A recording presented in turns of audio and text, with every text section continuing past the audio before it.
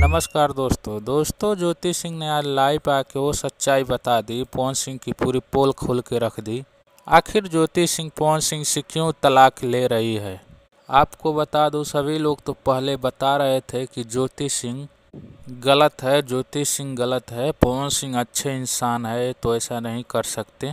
मगर आज जो तस्वीर और वीडियो ज्योति सिंह ने दिखाई है उसे आप भी देख के चौंक जाने वाले हैं। मैं आपको सारा तस्वीर और सारा वीडियो इसी वीडियो में दिखाने वाला हूं, तो आप इस वीडियो में बने रहिएगा, शुरू से लेकर अंत तक जरूर देखिएगा।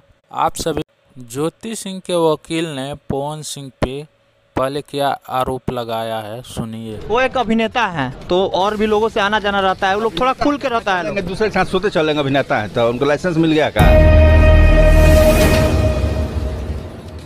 वो लोग थोड़ा सा, वो लोग का ऐसा प्रोफेशन है कि थोड़ा लोग वो खुल के रहता है। लड़की फंसाओ चला, घूमल चला, उनका मिल गया छुट्टी।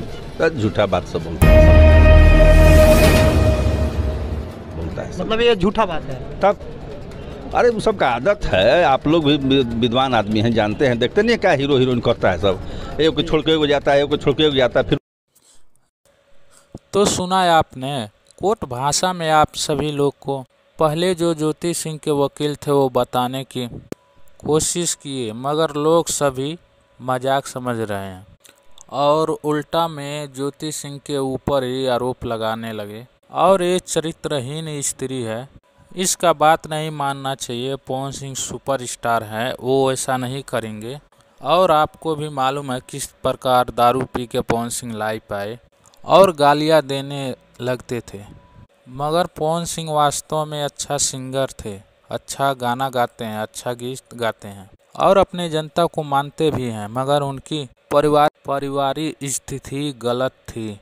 जानते थे आप सभी, जो पहले उनकी पत्नी थी उनके साथ क्या हुआ, उसके बाद अक्षरा सिंह के साथ क्या हुआ और अब ज्योति सिंह के साथ क्या होने वाला है।